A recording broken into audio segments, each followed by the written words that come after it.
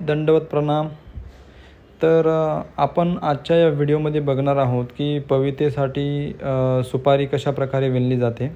तर सर्वात प्रथम ह्या ठिकाणी आपल्याला 2 कलरचे धागे घ्यायचे. रेशमचे धागे असतात, मार्केटमध्ये ते इझिली उपलब्ध होतात. आणि 2 मोठ्या सुपाऱ्या पाहिजे. याच्यामध्ये आपण आता सर्वात प्रथम 5 धागे जे आहेत ते एकत्र करून एका कलरने अशा प्रकारे आपण सर्वात आधी सुपारीला विणायला सुरुवात करूया. बघत आहात तुम्ही, तर ह्या ठिकाणी सुपारीचा जे खालील भाग जो आहे त्या ठिकाणी आपला दोरा पकडून वरती ज्यावेळेस आपण टर्न घेतो तर आपल्याकडची बाजू आणि समोरची बाजू लेफ्ट राईटने चालायची आहे. तर ह्या ठिकाणी अशा प्रकारे ही चाल, धाग्याची चाल जी असते ती चाल चालल्यामुळे छान प्रकारे सुपारी विणली जाते. बघत आहात तुम्ही व्हिडिओमध्ये दाखवल्याप्रमाणे मी कसं करतो आहे ते. बघा, असा एक गॅप ठेवायचा आहे.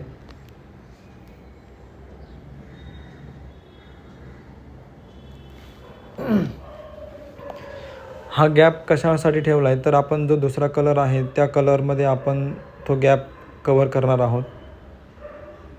प्रॉपरली घट्ट सुपारी पकडून अशा प्रकारे ती विणली जाते.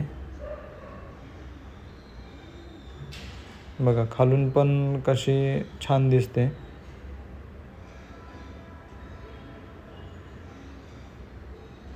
अशा प्रकारे आपण एका कलरने पूर्णपणे चारही बाजूनी सुपारी विणून घेतली. आता हा दुसरा जो धागा आहे, जसं आता मी या ठिकाणी व्हाईट कलरचा घेतला आहे, तर व्हाईट कलरचे पण 5 धागे मी एकत्र करून घेतले आहेत. याच्यामध्ये रेशमचा धागा असल्यामुळे काय होतं ना की सुपारी आणि पवित्रे आपलं खूप छान सुंदर आकर्षक दिसते.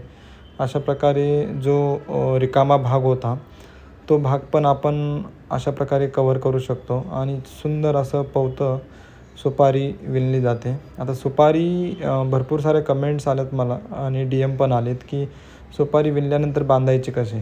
तर ती पण व्हिडिओ मी टाकत आहे. पार्ट 2 आहे, त्याच्यामध्ये तुम्हाला ती पूर्णपणे सविस्तर माहिती मिळेलच.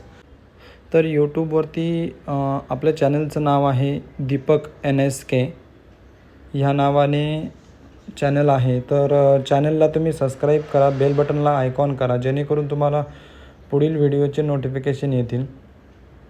आणि आपल्या इतरांना, आपल्या इतर जे पंथीय आहेत त्यांना पण हे व्हिडिओ शेअर करा, जेणेकरून त्यांना पण पवतं बनवणं सोपं जाईल. तर बघत आहात तुम्ही, अशा प्रकारे आपण पूर्णपणे दुसऱ्या कलरने सुपारी विणून घेतली आहे.